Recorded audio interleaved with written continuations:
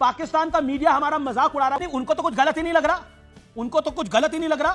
ना मुझे पाकिस्तान ऑडियंस से नाराजगी है, ना पाकिस्तान से, वो अपना काम कर रहे हैं। जब मुझे तो उल्टा उनके जो एक्टर्स हैं उनके ऊपर फख्र होता कि अपने देश को तो सपोर्ट करते हैं वो लोग, पाकिस्तानी होकर पाकिस्तानी को सपोर्ट करते हैं। जी जी अमीश भाई, मेरी पोस्ट में मैंने यही लिखा कि हमारे लिए देश पहले।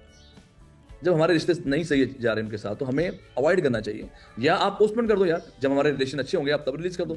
लेकिन आप घबरा भी नहीं रहे और आप बता भी नहीं रहे और आप सॉरी भी नहीं बोल रहे, आप ये भी नहीं बोल रहे कि मैं सीन काटूंगा, आप ये बोल रहे हैं कि मैं तो ऐसे ही करूंगा और मुझे बॉलीवुड में काम ही नहीं करना। नहीं, ये अहंकार किस बात का है, ये अहंकार किस बात का है? इसको लोग गाने के लिए जानते हैं, एक्टिंग के लिए नहीं जानते। He is a very average actor, very average actor, वो गाने के लिए जाना जाता है, तो इसलिए उसकी उनकी फिल्म आई गई ये किसी को पता नहीं होगा। He is a very average actor. Publicity stunt, आपकी बात से मैं एग्री करता हूं, ये पब्लिसिटी स्टंट है, लेकिन ये देश की कीमत के ऊपर है। पाकिस्तान का मीडिया हमारा मजाक उड़ा रहा है, बोल रहा है ये फिल्म रिलीज हो रही है, कर लो क्या करना है।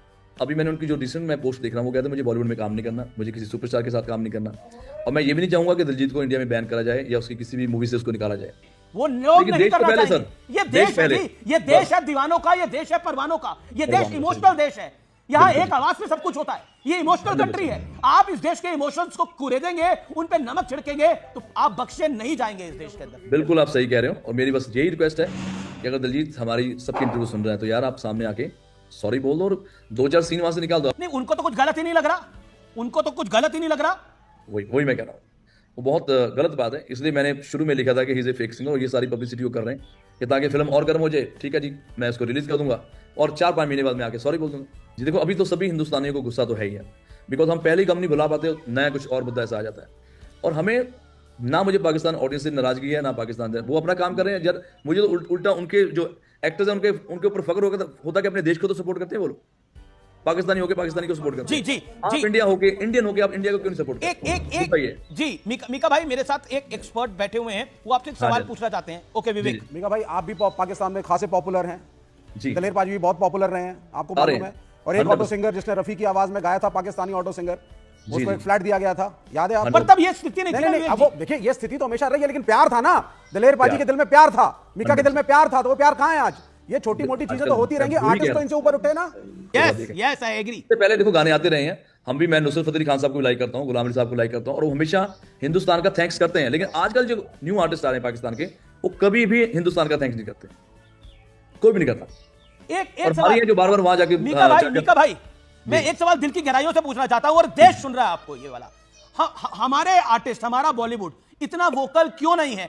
ऑपरेशन सिंदूर किया, पाकिस्तान के अधिकतर एक्टर्स ने ऑपरेशन सिंदूर को गाली निकाली, भारतीय सेना को बुरा भला कहा, हमारे देश के प्रधानमंत्री को बुरा भला कहा। हमारे देश के जो आर्टिस्ट है वो क्यों नहीं कहते? वही हैरान क्यों नहीं बोलते, सामने आके बोलना चाहिए। एक सेकंड, इनका विवेक कह रहे थे कि अगर मीका को पाकिस्तान पैसे देगा तो क्या मीका गाने जाएंगे? मैंने देखो, पैसे को छोड़ो, फ्री में भी जाना चाहिए आपको, आप सिंगर क्यों जाना चाहिए फ्री में? क्योंकि कला, राग, रागनी, पहले मेरी बात सुनिए, ये चीजें बहुत ओके मैं आपको बता, मीका भाई 2018 में मैं शो करने गया था, तभी हमारे हालात बहुत अच्छे थे। आई थिंक 2019 में ही ये पुलवामा अटैक हुआ, और मैं कोई वहां पे प्राइवेट शो करने भी गया था, इनवाइटेड था। साथ ही में वहां ननकाना साहब, हमारा गुरुद्वारा है जो बिल्कुल है जिनका वहां जन्म हुआ है।